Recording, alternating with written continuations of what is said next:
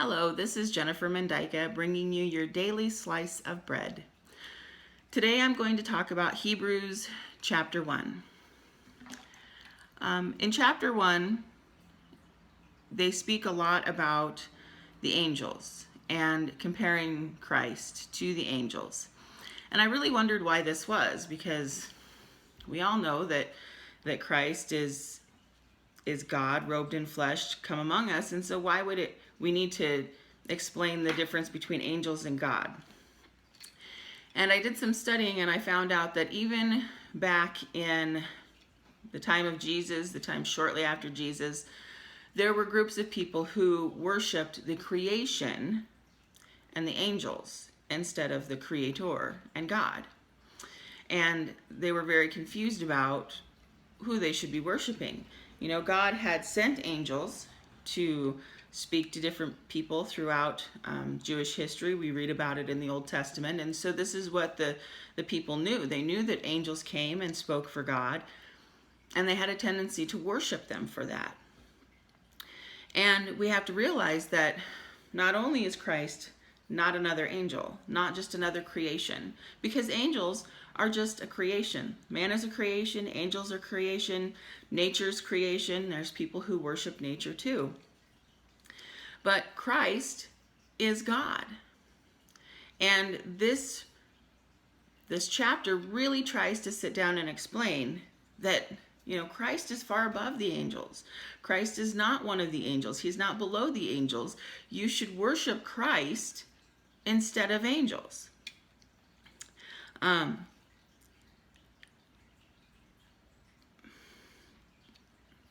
So it says in verse 4, being made so much better than the angels, as he hath by inheritance obtained a more excellent name than they. So right there, Christ is better than the angels. For unto which of the angels said he at any time, Thou art my son, this day have I begotten thee. And again I will be to him a father, and he shall be a son. So pointing out again, Christ was called the Son of God. God called him his son. He has never done that with any of the angels. The angels have never been called the sons of God. Verse 6 says, And again, when he bringeth in the first begotten into the world, he saith, And let all the angels of God worship him. So it was a commandment of God that the angels worshiped Christ. So we should worship Christ. Before we worship angels, we obviously shouldn't worship angels at all, but you know, he was trying to get this through to people who did worship angels. You know, pointing out, our God, who we know we should follow, says even the angels worship Christ. Well, if the angels are worshiping, shouldn't we be worshiping that same thing? Yes. Verse 7, And of the angels he saith, Who maketh his angels spirits, and his ministers a flame of fire. But unto the Son he saith, Thy throne, O God, is forever and ever. A scepter of righteousness is the scepter of thy kingdom. Thou hast loved righteousness and hated iniquity. Therefore God, even thy God, hath anointed thee with the oil of gladness above thy fellows. Once again, pointing out exactly where the level is that Jesus is at compared to the angels. Christ is higher.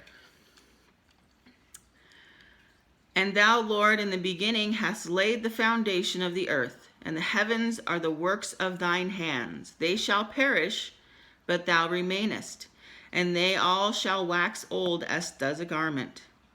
And as a vesture shalt thou fold them up, and they shall be changed, but thou art the same, and thy years shall not fail.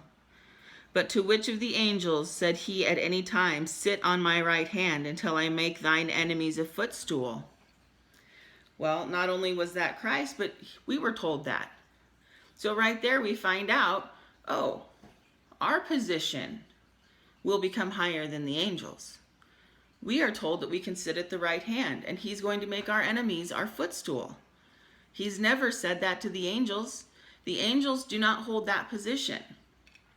This whole first chapter was put in place to help people understand the hierarchy of angels in the kingdom of God, because too many people were worshiping angels instead of worshiping God. And they were worshiping angels, not realizing that at some future point in time, the angels will actually be lower than us. You know, we are creation, angels are creation, and angels are sent here by God to minister, to protect, to do battle. But we will hold a higher place in heaven when we get there. We will hold a higher place in the kingdom because we were created for that purpose. So once we ascend to heaven, once we finally make that final trek there, we will actually be at a higher level than angels. So to worship something that we know will become subordinate to us is ridiculous. But many people didn't understand. They didn't study. They didn't listen. And so they didn't realize where the angels were. Verse 14, the last verse says, "Are they not all ministering spirits sent forth to minister for them who shall be heirs of salvation?" So they were sent to serve us by ministering to us, because we know that ministers are servants.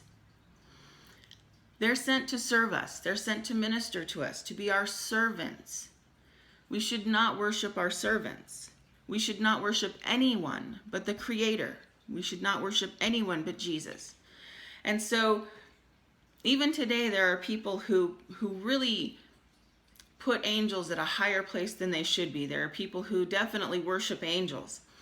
Angels should not be worshiped. They are not the Creator.